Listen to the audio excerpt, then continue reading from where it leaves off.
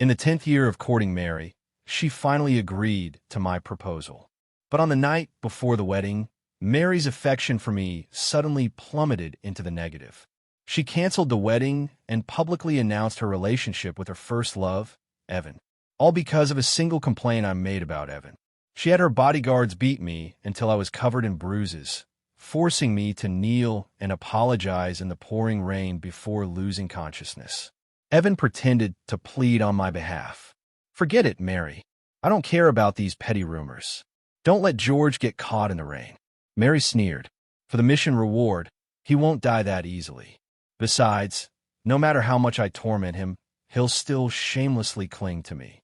The system's cold mechanical voice sounded again. "Host, do you wish to give up redeeming the supporting character, Mary?" I nodded without hesitation. Yes, that I never would have imagined.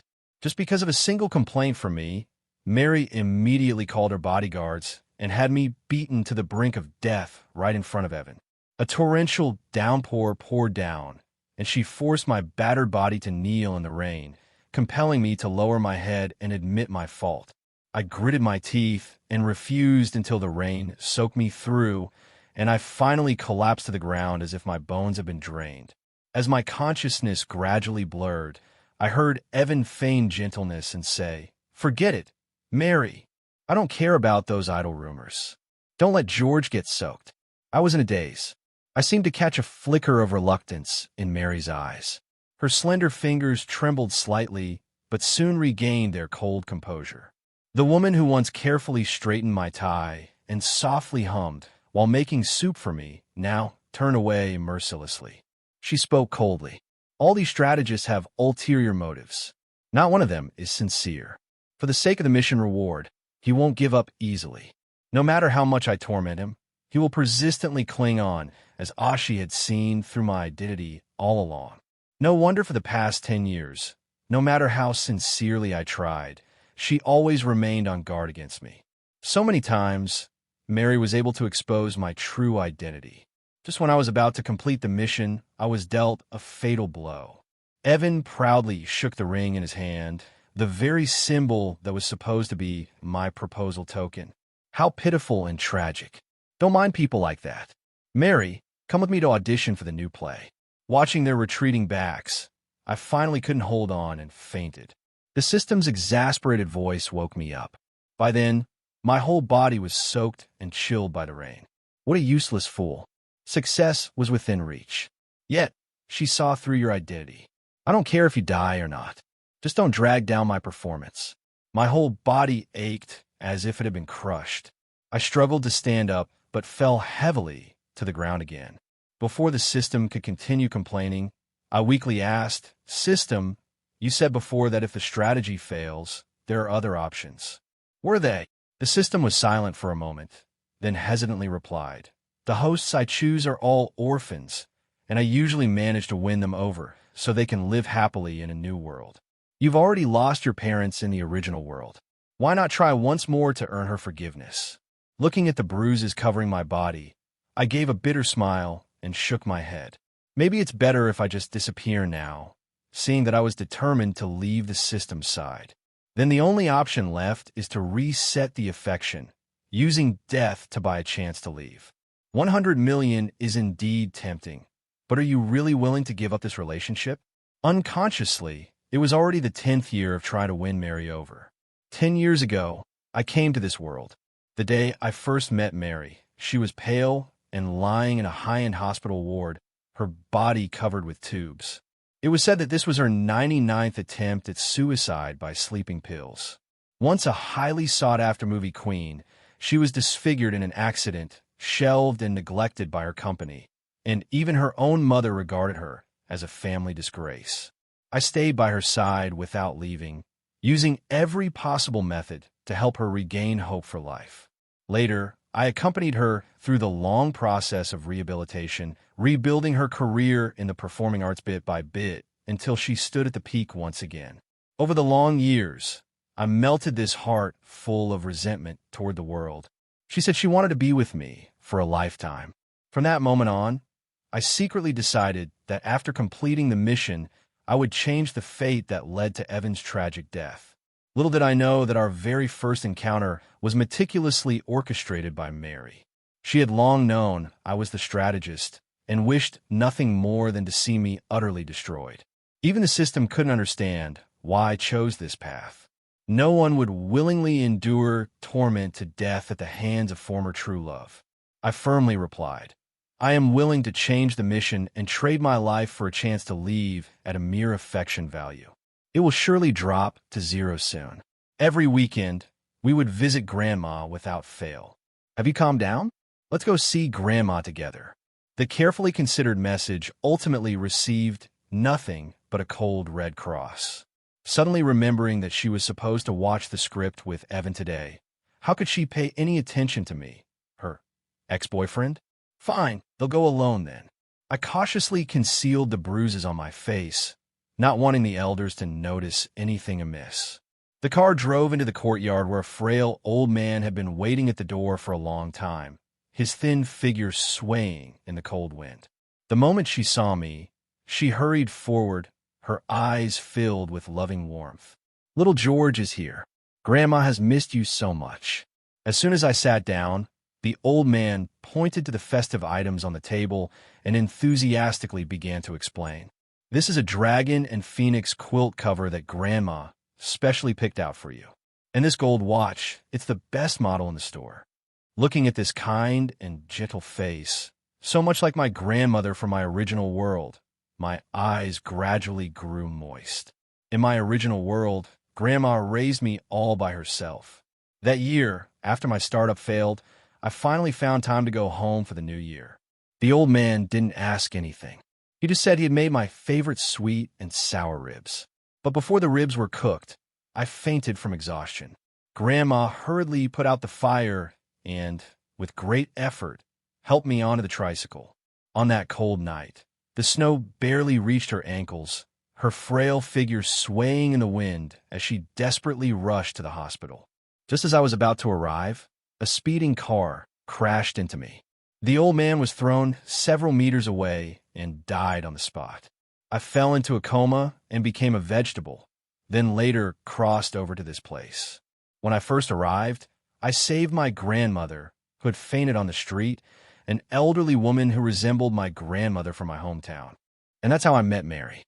If I had any selfish motive at the time, it was probably to keep her in this world where she still existed.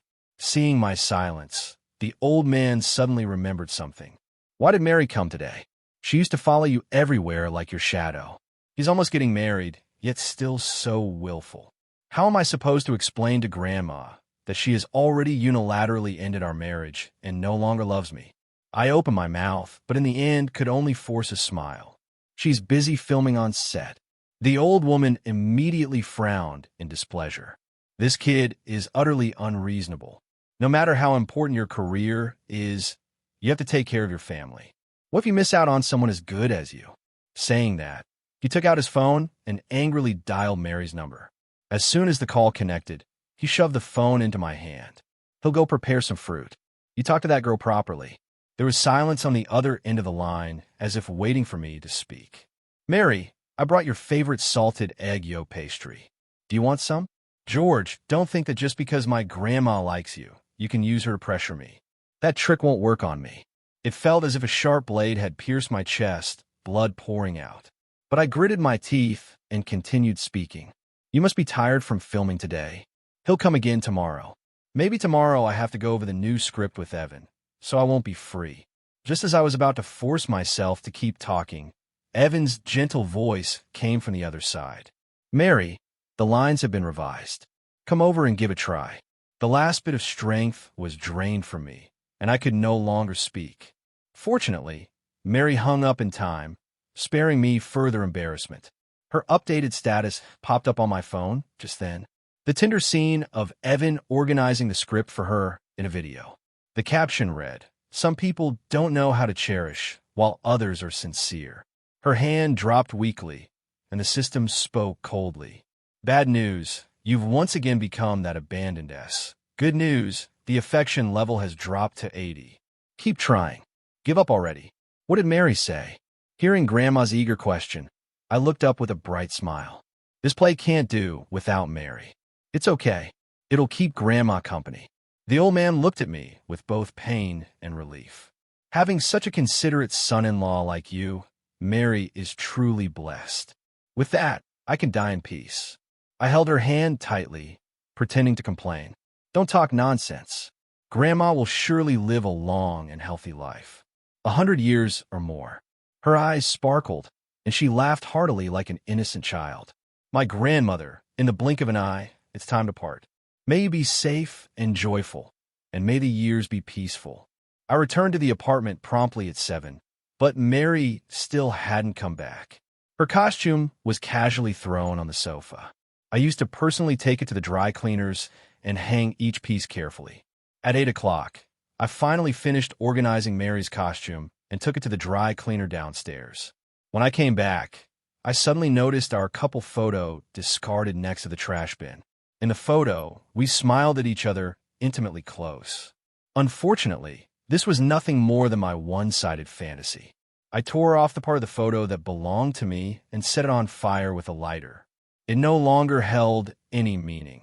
Keeping would only deepen the sorrow. Let it turn to ashes. So from now on, we owe each other nothing. At 9 o'clock, I sat on the balcony organizing the script because Mary used to ask me to rehearse scenes with her every night. I once smiled and said to her, still in recovery, "Rehearsing a scene every day, my acting improves day by day." She believed these words, so I stayed by her side without fail. She said that if you memorize the entire script, you could make a wish come true. Although I had never recited it fully, even once. Tonight, I was especially focused when I turned over the last page of the script. The notebook in my hand was suddenly snatched away. I looked up and met Evan's cold, stern face. "You were the one who sent Grandma to find Mary, right?" Because of that, my scenes with Mary got interrupted, and I even got scolded. I stood up and calmly tidied the scattered papers. "It will be wiser for you to go explain to Mary. Nothing could be resolved here with me." Just as I was about to ask him to leave, he suddenly grabbed the paper cutter on the table and slashed his arm fiercely. Blood flowed down his strong arm, and the knife clattered to the ground. "George, it's one thing for you to hit me, but now you want to kill me too?" Just as I was wondering what act he was about to put on, someone suddenly shoved me hard from behind. As I fell forward, my lower abdomen hit the blade, and the force sliced a long wound, flesh curling back. Mary anxiously checked Evan's injuries. Fortunately, they were only superficial wounds. I trembled, clutching my abdomen where it was nearly cut open, but Mary ignored it completely. She looked down on me from above, her gaze icy and piercing. "George, you've gone too far." Neil apologized to Evan. Amidst the curses, Mary suddenly noticed the torn couple photo on the coffee table that I had ripped apart. Only her half remained, lying alone with ashes scattered in the corner. For some reason, the fury in her eyes seemed to ignite completely, and she raised her hand to slap me hard. "George, how dare you do such a thing? Evan is right. It's time you tasted some bitterness." She gritted her teeth and pulled out her phone, called the private hospital people, and locked George up for me, so he wouldn't hurt Evan again. "No, Mary, you can't do this to me." I explained in every possible way, but the security guards still broke down the door. They twisted my limbs like restraining a prisoner and forcibly dragged me toward the black business van. Fear surged like a tide, and I hoarsely begged Mary, "I'm going to see my grandmother tomorrow. Mary, I beg you." Mary sneered, still acting so hypocritical. She instructed those people, "Wait until he faces reality and repents. Then consider letting him out." The moment the car door closed, a heavy blow struck the back of my head, and I lost consciousness. When I woke up, it was pitch dark all around with only the ventilation's great whistling. I was tied to the hospital bed, surrounded by a group of doctors with hostile expressions. Miss Mary instructed that as long as he doesn't die, they could do whatever they want. Before the words had even fallen, they pressed the defibrillator against my temple. A sharp pain shot through my brain from left to right, as if someone was splitting and crushing my skull with a blunt instrument. I wanted to beg them to stop, but my whole body kept convulsing, every nerve stretched to its limit. Here I was, nothing more than a body at others' mercy. When the electric shock stopped, Warm liquid had already flowed down my legs, soaking the ground. Mocking laughter erupted all around. Oh, Mr. George actually lost control. How embarrassing. He's the only one who still dares to call himself Miss Mary's fiancé. The movie queen never even considered him. Evan is the true love of Mary. The movie queened him all over, dignity shattered. Even the courage to struggle was taken away. A familiar figure approached slowly, speaking coldly. The game has just begun. That voice, that posture, even with a mask on, I recognized Evan at a glance. He held a bottle of potion in his hand and gripped my chin tightly. You like tattling, huh? Then I'll make sure you never speak again. They forcibly pried open my teeth and poured that bottle of potion inside. My throat contracted violently, the corrosive burning pain causing me to fall off the bed. I knelt on the floor, black blood continuously flowing from my mouth. When I opened my mouth, only broken sobs came from my throat. Evan crossed his arms and sneered coldly. Listen, where is that stray dog barking? Oh, turns out it's a dog without a home. I wanted to ask clearly, but my throat could no longer produce any sound. A sneer curled at the corner of Evan's mouth. Don't you get it yet? Mary hasn't had any feelings for you for a long time. Even if I killed you right now, she wouldn't react at all. At that moment, I finally saw the cruel truth clearly. The system emitted a pitying, alert sound. Host, the affection level has dropped to 60. Please hold on. I wiped the blood from the corner of my mouth and gave a bitter smile. Mary, you really are calculating. I am imprisoned in this cramped chamber, unable to even know the passing of days and nights. The caregivers whisper among themselves, saying, Mary held a grand premiere for Evan. While I'm starving here, Mary is sweeping through the entire luxury shopping street with Evan. Just when I thought I would be trapped here forever, a sudden quarrel breaks out outside the door. I pressed close to the door, hearing Grandma's strong voice arguing with the medical staff. I must take Chache home today. Sorry, madam, but without Miss Mary's permission, we cannot release him. The usually dignified and graceful Grandma suddenly collapsed to the floor, crying out loud. Are you people bullying an old lady? If you don't let me take CH away today, it'll crash right here and die, and that damn Mary will be responsible. The moment the door opened, the long-missed light was so bright it made me squint. Grandma stood at the doorway, trembling as she opened her arms. She said with tears streaming down her face, My poor child, how have you been tormented like this? I threw myself into her warm embrace. This long-lost sense of security made me hold her tightly, afraid that if I let go, she would disappear. Don't be afraid. Don't be afraid. Grandma's good grandchild. Let's go. We're going to find that girl Mary and settle the score today. Even if I risk my life, I want to get an explanation for you.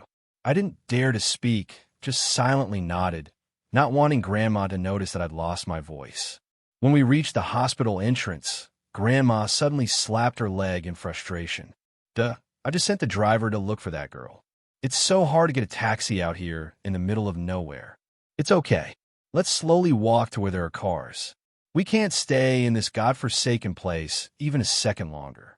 Grandma, who usually gets tired after a few steps, was now walking briskly as if she had been injected with adrenaline.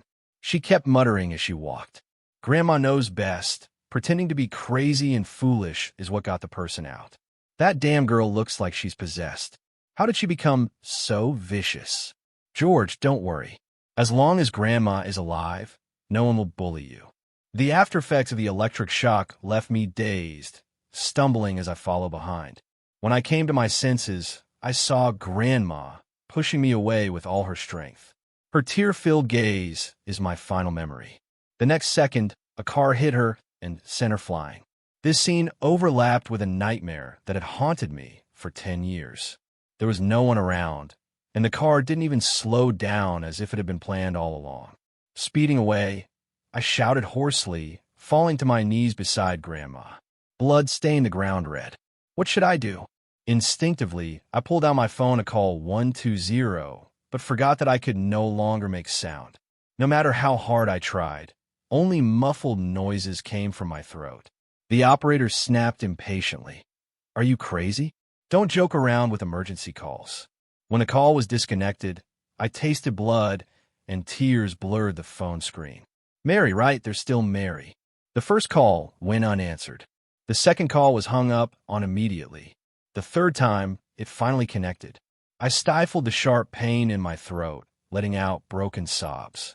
In all these 10 years, I had never shown weakness in front of her. But at this moment, I couldn't care about dignity. I just wanted to fight for a sliver of hope for Grandma. What I got in return was her contemptuous sneer. George, what act are you putting on this time? It's really disgusting. Last time you messed up Evan's premiere, and now I'm making it up to him. What? Want to come stir trouble? I angrily smashed my phone, watching Grandma's breath grow weaker and weaker. I stumbled and ran towards a psychiatric hospital. I didn't even care about losing my shoes.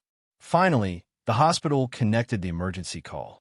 But by the time the ambulance arrived, Grandma had already stopped breathing in my arms. Even in her final moments, she still held my hand tightly. Her kind face seemed to say, "Good grandson, don't cry. Grandma is just too tired." Her eyes were wide open. Damn, my only wish is for Grandma to be safe and happy. Why must all of this happen again? I have lost the person who loved me the most forever. Amid my heart-wrenching cries, the system softly prompted, "Post-affection value has dropped to 40. Please accept my condolences." When Mary arrived, I was holding my grandmother's cold body, crying bitterly. She rushed over and slapped me, screaming hysterically, "Go ahead and act all you want. If it weren't for you, my grandmother wouldn't have died. You jinx. Get away. Don't touch my grandmother." I held my grandmother tightly, unwilling to let go until she ordered someone to forcibly drag me away. Mary forbade me from attending my grandmother's funeral, not even allowing me to see her one last time. The torrential rain poured down once again as I stood alone in the courtyard, offering incense to Grandma. Evan strode over arrogantly, kicking the paper money scattered on the ground with his toes, his tone dripping with mockery. "George, what right do you have to worship here? Aren't you the murderer who killed Grandma Mary?" I remained silent. Looking up, I saw Evan playing with a silver ring, his expression frivolous and reckless. TSK, TSK. Mary really has terrible taste. How dare she even show off such a cheap trinket? My heart clenched sharply. That was my most precious possession. When I crossed into this world, the only thing I brought with me was this pair of silver rings. They were the sole keepsake left to me by my grandmother, and I had given one of them to Mary when we got engaged. She clearly knew how much these silver rings meant to me. Yet, she handed one over to Evan. I hurriedly stood up and reached out to snatch it back. Evan revealed a malicious smile. "Want to go back? Dream on." He raised his hand and slammed the silver ring heavily onto the ground with a crisp, shattering sound. The silver ring deformed. I instantly lost my mind and lunged at Evan like a wild beast, but he neither dodged nor flinched, letting me punch and kick him. "George, are you trying to get a taste of the psychiatric hospital again?" Mary's cold voice was like a sharp sword, stabbing my head with unbearable pain. Evan gritted his teeth against the pain, standing beside Mary with a cold sneer. "Mary, I just thought your silver ring was beautiful and wanted to try wearing it." Who would have thought he would start hitting people without a word? The same old trick again. I stared at them coldly, my eyes filled with disdain. But it was all in vain. A chilling coldness shone in Mary's eyes, showing no trust in my defense. "Remember, this is Mary's territory. Everything here, including you, belongs to me. Evan can do whatever he wants with you." Seeing me remain silent, she took a deep breath and struck a condescending pose. "If you apologize to Brother Evan now, I'll let it go." I straightened my back, my eyes full of contempt. This completely enraged Mary. Her gaze turned cold as she stepped closer to me. "Now you've learned to play dumb. Weren't you quite talkative before? Why aren't you speaking now?" Her gaze fell on the other silver ring on my hand as I clenched my fist, my knuckles turning white. She lunged at me, trying to snatch it away, and we struggled together. I mustered all my strength to throw the silver ring high into the air, letting it crash heavily onto the ground. I witnessed my grandmother's heirloom twist and distort before my eyes. Yes, I would rather destroy it than let Evan lay a finger on it. Mary's expression shifted from shock to coldness. She gracefully lifted the vase and gave it a gentle flick. "How dare you go against me?" Although the vase didn't hit me directly, the shards scattered and scratched my face. A sharp pain surged through me, and my vision instantly blurred. Trembling, I groped around, my hands stained with warm blood. My world plunged into eternal darkness. "George!" Mary's panic shout seemed to come through layers of thick fog. She frantically supported my staggering body, her voice filled with anxiety and guilt. "They'll take you to the hospital right away. You'll definitely get better." "Mary, you promised to go to the audition with me." Evan complained unhappily from his side. For once, Mary didn't respond to his whining. She just supported me as we hurried toward the car, continuously offering words of comfort. The system issued a timely alert sound. Host affection value has dropped to 20, but strangely the female supporting character's favorability towards you has actually increased. Do you want to consider switching tasks? In a haze, I firmly shook my head in refusal. The hospital room was deathly silent, my eyes wrapped in gauze, the world reduced to darkness. The doctor gently implied that my vision was unlikely to recover. That was putting it mildly in simple terms. "I was blind, George." Mary broke the silence, but a nickname long unheard was spoken from her lips. "This whole thing is my fault. I'm truly sorry." "Which thing exactly? Was it making me kneel in the pouring rain until I fainted, or locking me in a mental hospital to suffer torment?" "It was indulging Evan and poisoning me until I lost my voice. It was causing Grandma to lose her life searching for me, and it was personally destroying my eyesight. Too much. Too much. Your apology means nothing. Actually, Grandma left a will before she died, and I never told you." I suddenly sat up straight. Seeing my reaction, Mary's tone was filled with delight.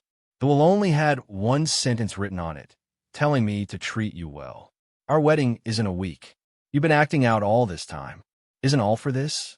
Stop being so stubborn. As you are now, you can't do anything without me." I lay back down, ignoring her words. Mary was about to say something else when the phone suddenly rang. No need to guess. It had to be a call from Evan.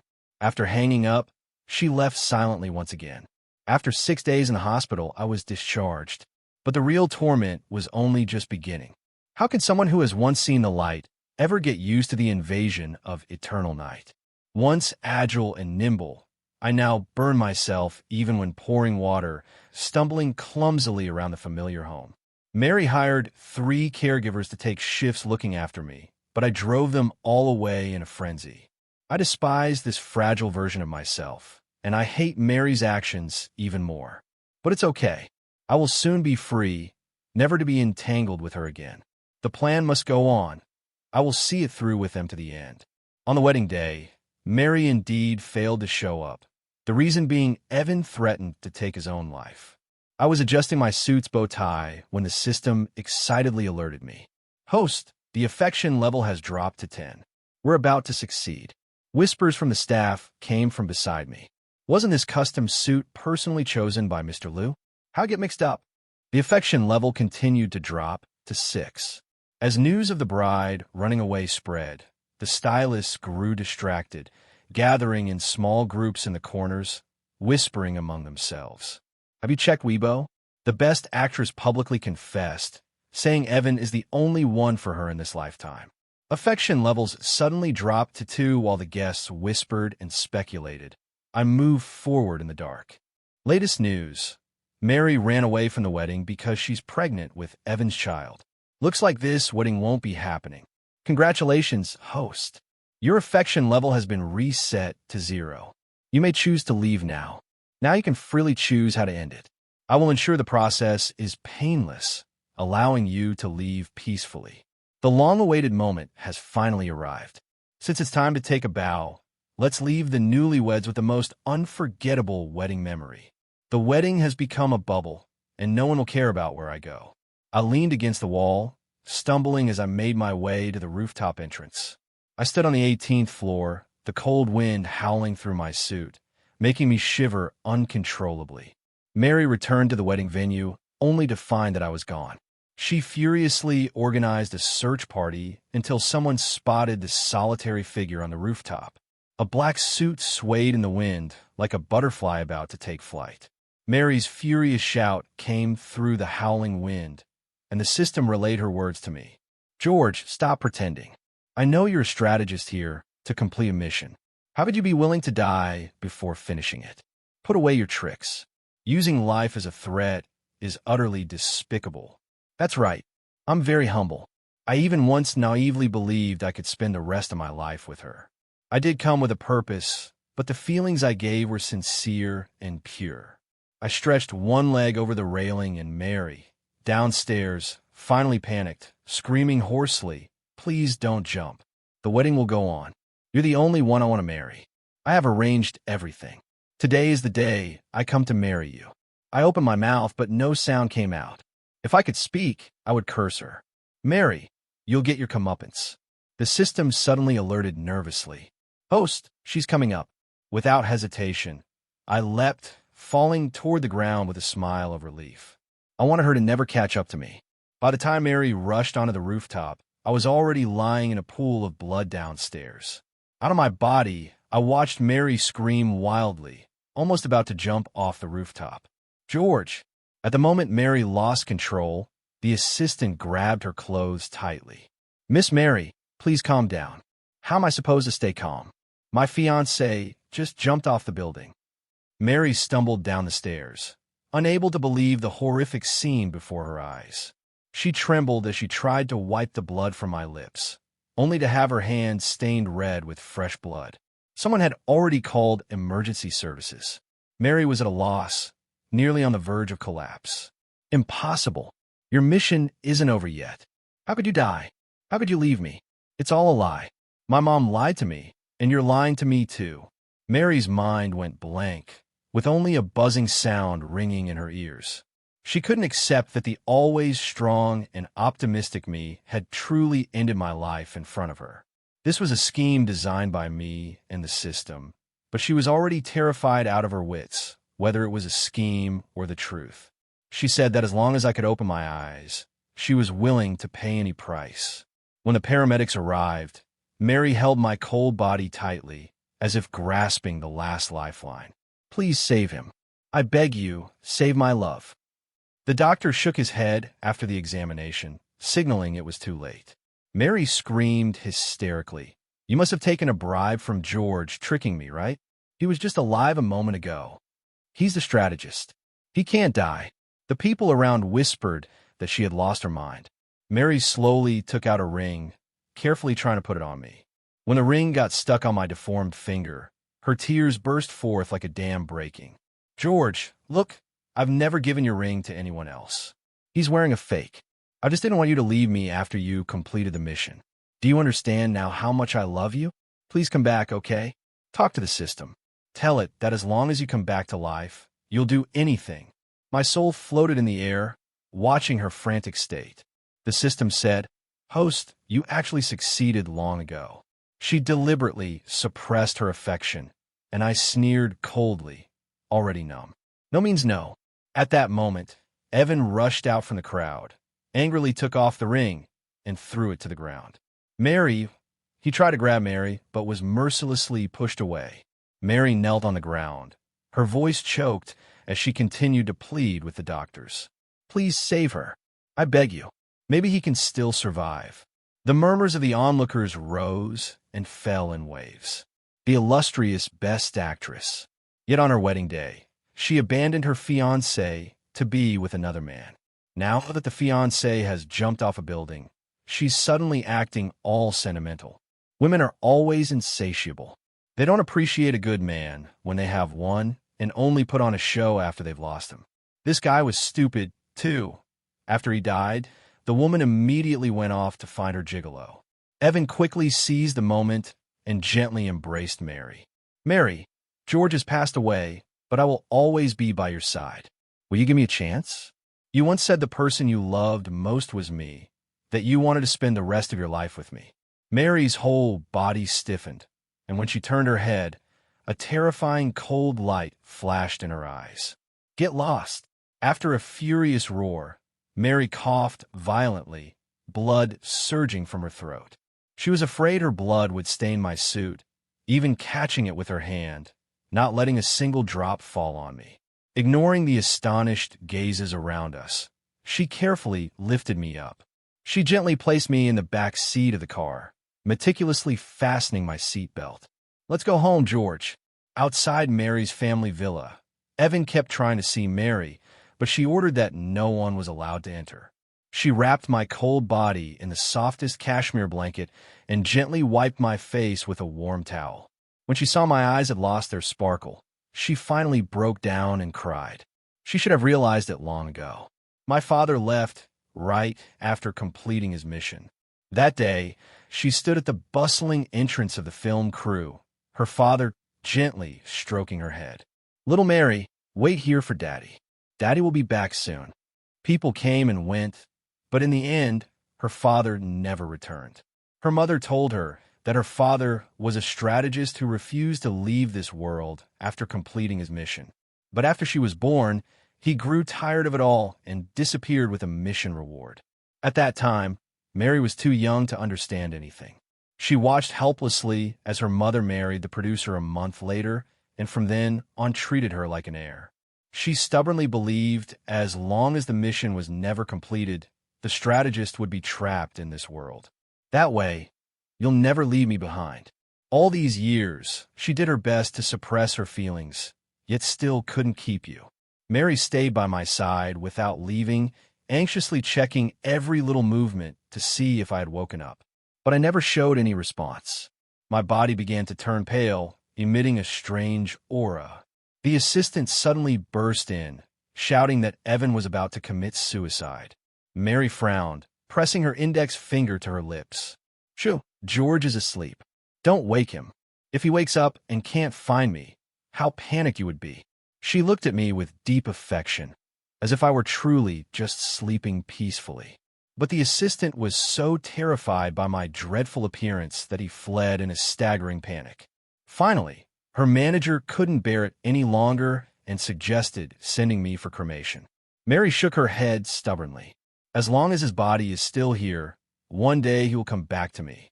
But Mr. Gore's body is already—" "Oh, my George won't." She held me tightly, breathing greedily. My face was already covered with the marks of death, grim and terrifying. Mary was stunned for a moment, then suddenly came to her senses. "George loves cleanliness the most. It's time to change clothes."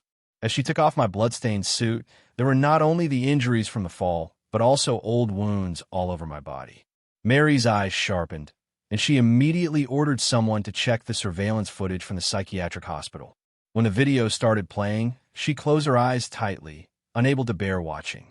Only when my agonized groans came through did she open her eyes to see me kneeling on the ground, vomiting black blood. The footage was evidently of a completely different person. There was no trace of gentleness or charm left. Mary couldn't believe the scene before her eyes. She only wanted to lock me up temporarily, clearly instructing them to take good care of me, but they followed Evan's orders and tormented me so cruelly. No wonder I endured so much pain without ever confiding in her. Mary slumped to the ground, her fists pounding the floor relentlessly. "How could you hide so much suffering from me?" Her nails dug deep into her palms as she made a vow in her heart. "The pain you endured, I will make him pay back tenfold." Evan opened the door and saw Mary excitedly rushing forward to hug her. "I knew the person you care about most is me." Faster than he could move, a group of bodyguards rushed in and pinned him to the ground. "Mary, what are you doing?" Evan asked, confused. Mary's eyes were cold, looking down on him from above. "After giving so much sincerity, this is the betrayal you repay me with. How can you be so cruel to George?" Evan was about to defend himself when Mary already showed the surveillance footage in front of him. "Look at the good deeds you've done." Evan bit his lip, tears streaming down uncontrollably. "Anyway, George is already dead. Wouldn't it be better for us to be together? Why dwell on the past?" For him, it was the past. For Mary, it was an eternal pain. The suffering he endured, I want you to repay it 1,000-fold. Mary took the glass bottle handed over by the assistant and stepped closer to Evan. Inside was sulfuric acid. Evan finally realized the gravity of the situation. He never expected the gentle leading actress to be so ruthless. "Mary, you still have my child in your womb. How can you be so heartless? I was the first person to enter your life. So what right does he have to snatch your love away? Scum like George deserves to be shattered to pieces." Before the words had even left her mouth, Mary, burning with rage, threw acid at Evan's face. A piercing scream echoed through the room as Evan collapsed to the ground, writhing in agony. Mary staggered back to the villa that held 7 years of memories. The cold wind howled, filling the garden with desolation. The corpse lying on the bed was already cold and blackened. She waited day and night, yet never saw me come back to life.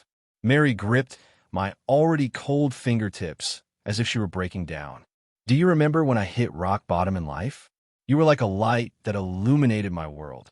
Now that I'm willing to return to the abyss, will you appear before me once again?" Seeing her frantic state, my heart twisted into a knot. She grabbed the sleeping pills from the table and swallowed them harshly. The scattered pills rolled all over the floor, and Mary convulsed as she lay on the ground. "George, look, I have nothing left. Please let the system bring you back. This time, I swear I will cherish you. My true feelings have never changed." I am in a vast room. Only a cold corpse remained. The person who was always gentle with her could no longer offer her even a trace of warmth. Tormented to the point of silence in life, even his body was not preserved intact in death. Mary felt this was still far from enough. She wanted to completely destroy her own ache. At that moment, the door was violently kicked open. Standing outside was a man whose face was disfigured, covered with terrifying scars. Despite his disheveled appearance, he was still dressed in an exquisitely tailored suit. "What the hell do you think you are? Get out of here!"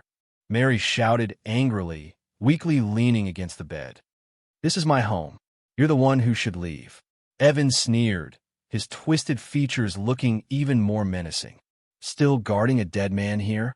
You don't even care about the company anymore. From the day you had George hand over the investment to me, I started secretly transferring the funds. Now investors from all sides are pulling out, and your film empire has already fallen apart. This villa is now mine as well." "Evan, you bastard!" Mary trembled with anger, but was powerless. Evan laughed triumphantly. "Beast, isn't the child in your belly also mine?" "A beast's. Do you know how your grandmother died?" I originally intended to run George over, but that old woman insisted on standing in front. She brought it on herself, but in the end, it's good George was driven to a dead end by you. After all these years of pretending, everything in Mary's house is finally in my hands. "Mary, oh Mary, you're both stupid and cruel. You deserve to be toyed with at my whim." Evan turned around arrogantly, giving orders to his subordinates behind him. "This house is mine now. Throw this disgusting corpse out for me." When Mary learned that the company had gone bankrupt, she remained indifferent. At this moment, however, she unleashed an astonishing strength, grabbed the fruit knife from the bedside, and stood up unsteadily. With a swift motion, she plunged the blade deep into Evan's back. Evan's smile abruptly faded as he looked down at the knife protruding from his chest. Before reaching the hospital, Evan swallowed his last breath. Unwillingly, Mary was imprisoned for intentional murder and ultimately died from an infection caused by her wounds. When I opened my eyes again, the steady beeping of the monitor filled my ears. A warm hand gently stroked my forehead, and when I looked up, I saw my grandmother's anxious face. I reached out in disbelief, carefully wrapping my arms around her. "Grandma, are you really safe and sound?" Grandma looked puzzled. "Silly child, what could possibly happen to me? Are you delirious from fever?" Since Grandma is unharmed, then it can only be as expected. The system's weak voice sounded. "Host, I have exhausted all my merit points. It's time to go back to work. May you live a life of peace and joy." Tears blurred my vision, soaking the phone screen that displayed 100 million credits. Later, my grandmother asked me why my temperament changed so much after the fever. I said, "I had a dream dreaming of a system that seemed cold on the surface but was gentle at heart. It always found me lacking, yet silently stayed by my side for 10 long years. Grandma listened, puzzled, but still smiled and said, "That truly is a good system." I nodded, tears welling up in my eyes. "Grandma, I miss your steamed